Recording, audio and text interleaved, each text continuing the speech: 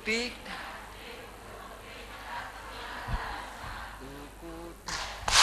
Terima kasih. Silakan. Oke. Bapak Ibu, untuk membangun komunikasi jelas harus ada yang disamakan. Silakan Bapak Ibu, sebelum kita memulai melanjutkan, tolong dijawab. Anak adalah titik, titik, titik. Saya pengen Bapak Ibu menjawabnya. Saya takut sudah 10 tahun punya anak sulit jawab ini. Silakan ditulis. Kalau nggak bawa pulpen, difikirkan aja Pak. Memang bapak modalnya itu mikir saya nyateti mamanya. Oke ya.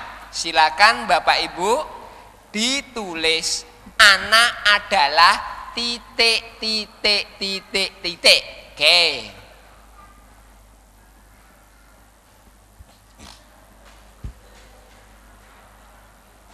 Sudah. Saya senang kalau ada panitia yang mau mic-nya satu. Ini kebetulan. Oke, terima kasih Ustadz.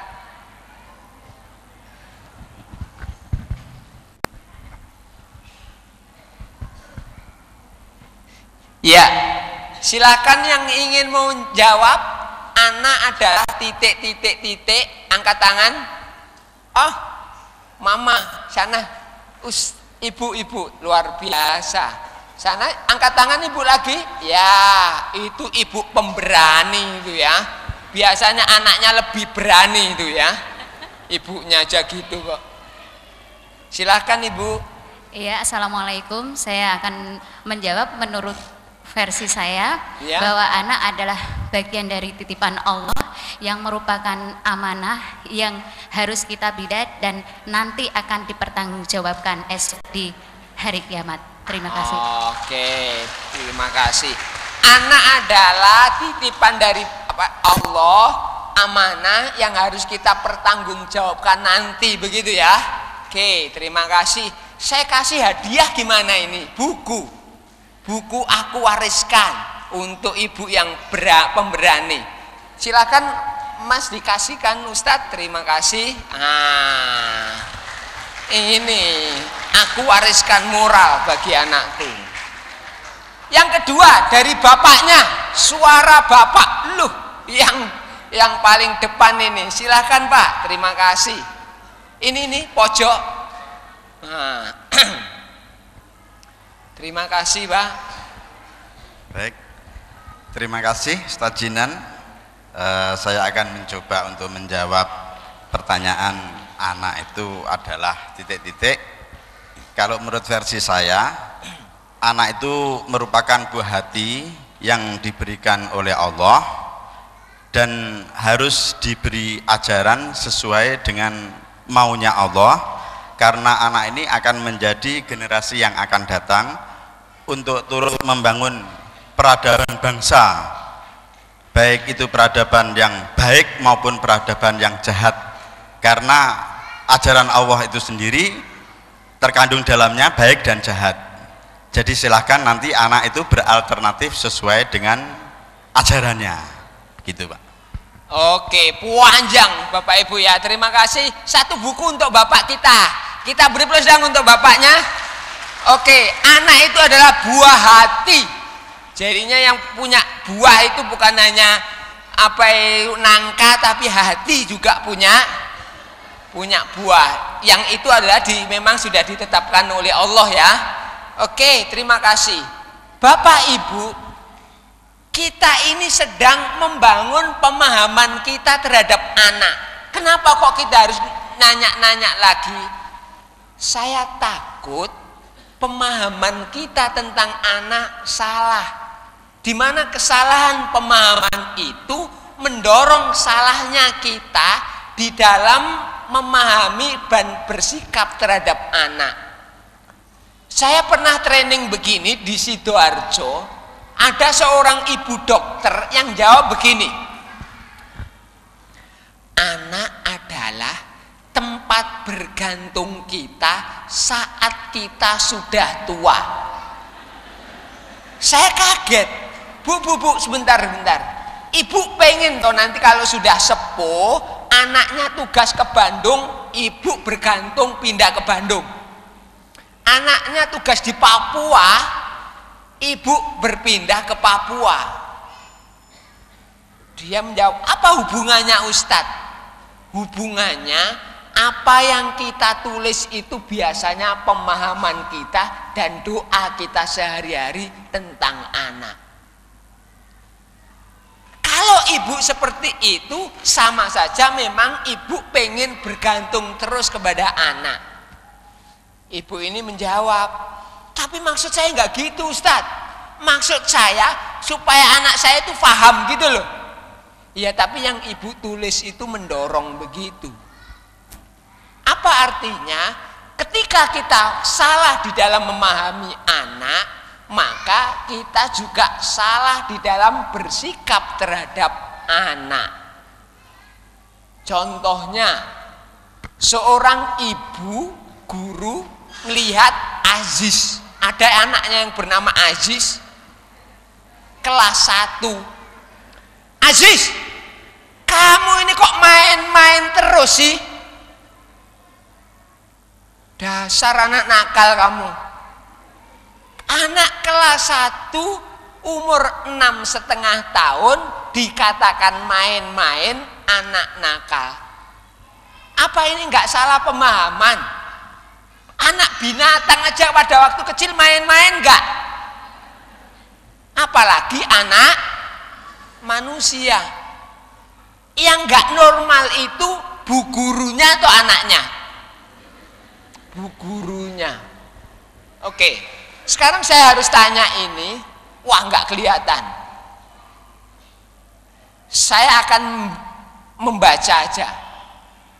Anak-anak itu banyak memberi atau anak-anak lebih banyak meminta? Minta ya. Kemarin minta es krim, sekarang minta belikan PS. Memang anak-anak itu lebih banyak meminta. Saya ingin bertanya kepada Bapak Ibu, dulu yang setiap malam berdoa, ya Allah berikan aku anak, itu siapa sih? Hah? Ya kalau anak kita minta sesuatu yang bermanfaat, kasih Bapak Ibu. Pak, belikan aku buku, kasih.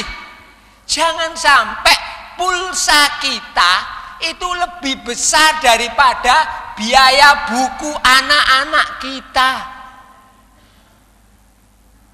Ayo. Kalau kita nelpon habis 300.000, itu rasanya enteng begitu. Tapi, Ma, belikan aku buku bacaan, Ma. Ustazah nyuruh enggak itu? Enggak, Ma, enggak usah beli, enggak wajib ya. Ya Allah. Jadi ketika pulsa begitu mudah, tetapi ketika anak mulai terbangun habit membacanya, ngomongnya, itu wajib enggak? Enggak wajib aja lah.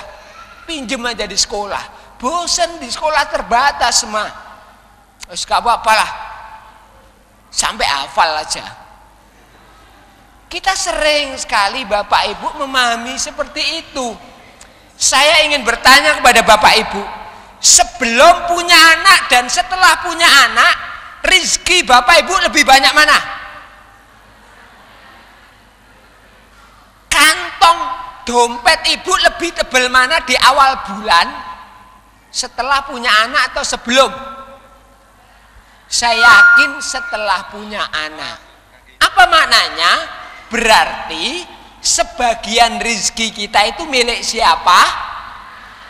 Kita dijadikan Allah sebagai perantara. Itu kalau bahasa Surabaya kalusen, Ibu.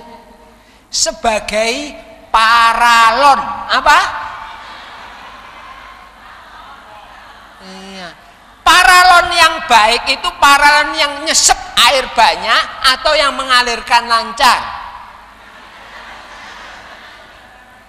Iya. Paralon yang baik adalah paralon yang lebih mudah mengalirkan. Apa artinya? Kalau memang anak butuh, ya ini. Saya sangat-sangat mengkritik, mohon maaf ibu-ibu di sini, ini nggak ada kaitan dengan anak SD. Ibu muda baru punya anak, baru beberapa bulan sudah nggak mau nyusui anaknya. Saya tanya, susu itu keluar gara-gara apa sih? Susu itu miliknya siapa? Berhak dikasih siapa? Dikasih anak. ASI Bapak Ibu. Ada beberapa ibu yang dia kerja di kantoran, takut penampilannya apa ini? Gara-gara menyusui, akhirnya enggan menyusui. Hak anak tidak diberikan. Ketika anak dewasa, akhirnya anak terasa jauh dari ibu ini. Kenapa? Di usia 0 sampai 2 tahun, anak enggak merasa dekat dengan mamanya. Maka saya mohon semuanya, kalau ada kesempatan, enggak ada udzur syar'i, susui anak ibu 6 bulan eksklusif sampai 2 tahun. Ayo kita menyanyi sama-sama, aku anak sehat, sambil tepuk tangan. 1, 2, 3. Karena semasa aku bayi, makanan dan berat badanku ditimbang selalu, posyandu menunggu setiap waktu.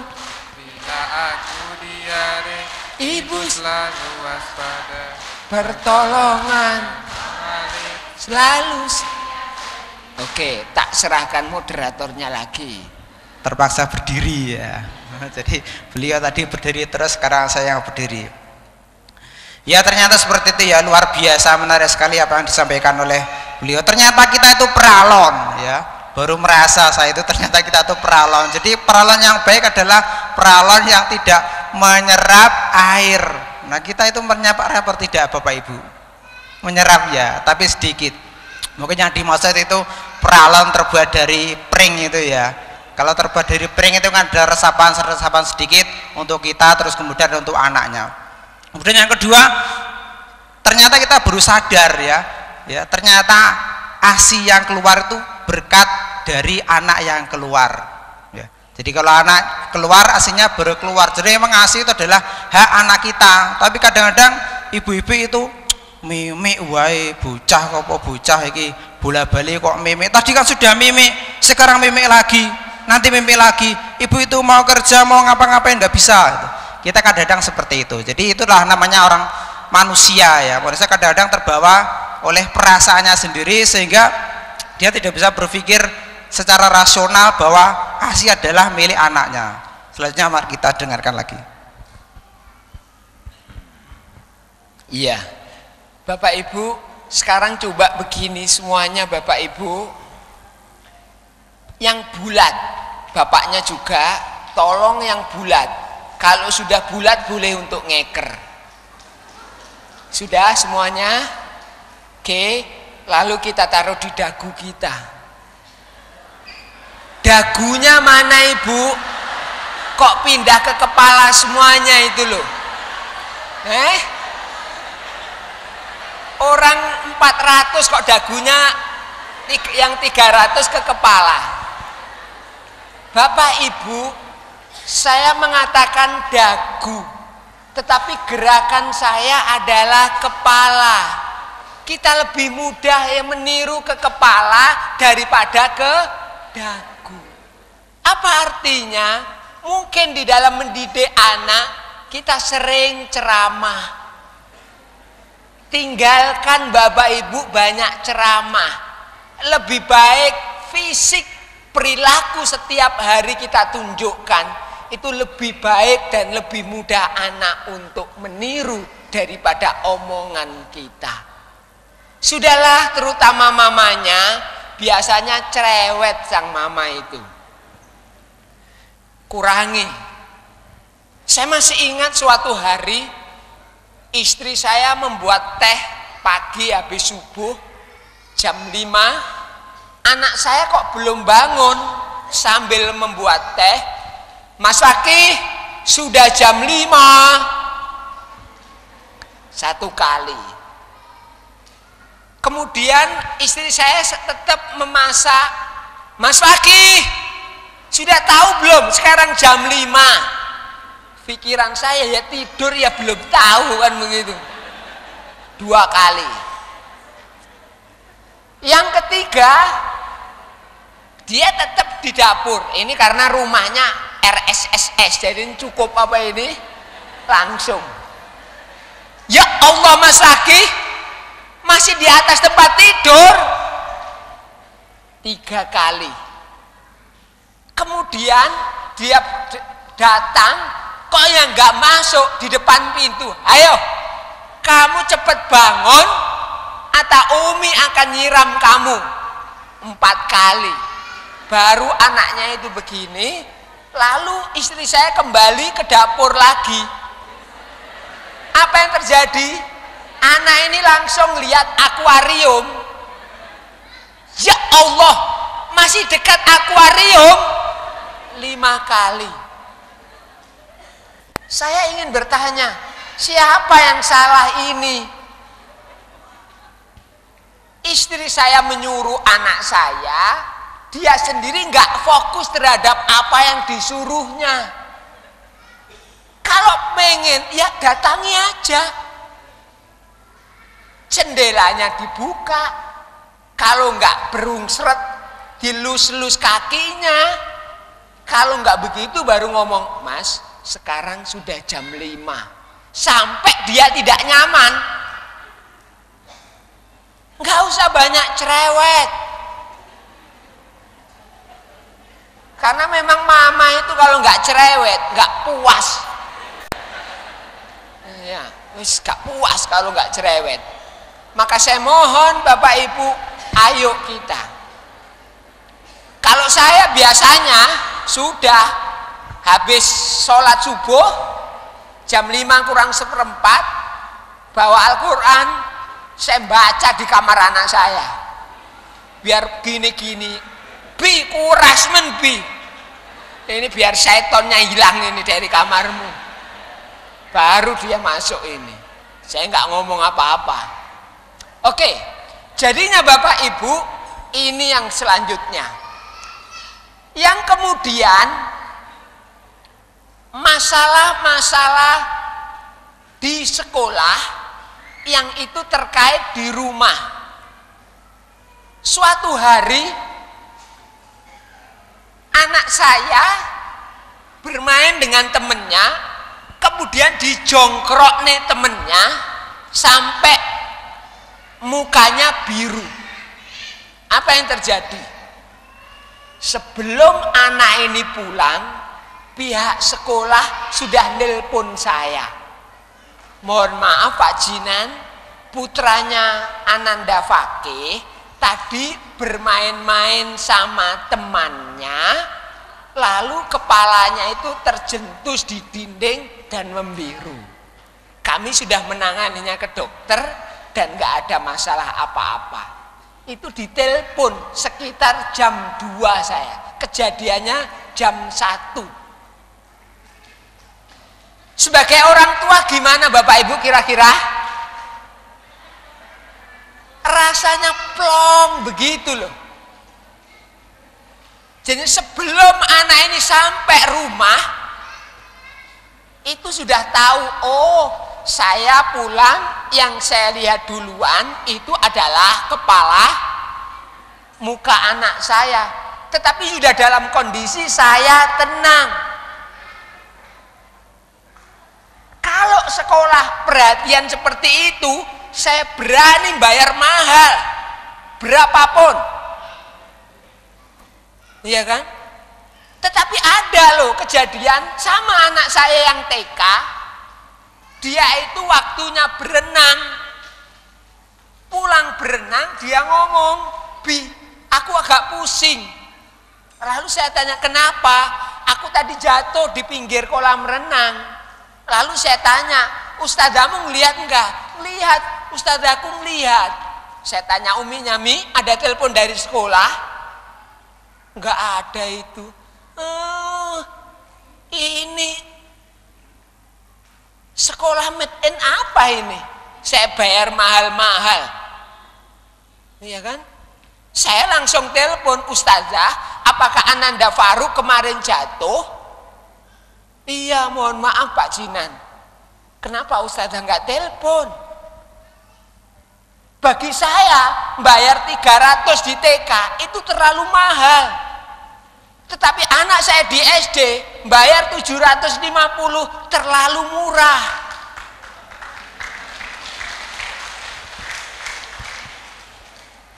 Apa artinya? Murah dan mahal sebuah sekolahan itu masalah layanan. Maka ustazah-ustazah tersenyumlah melayani anak-anak. Jangan nunggu sertifikasi pemerintah.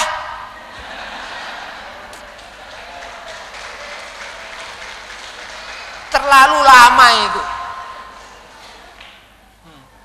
Kenapa masalahnya? Dananya masih di bawah Gayus.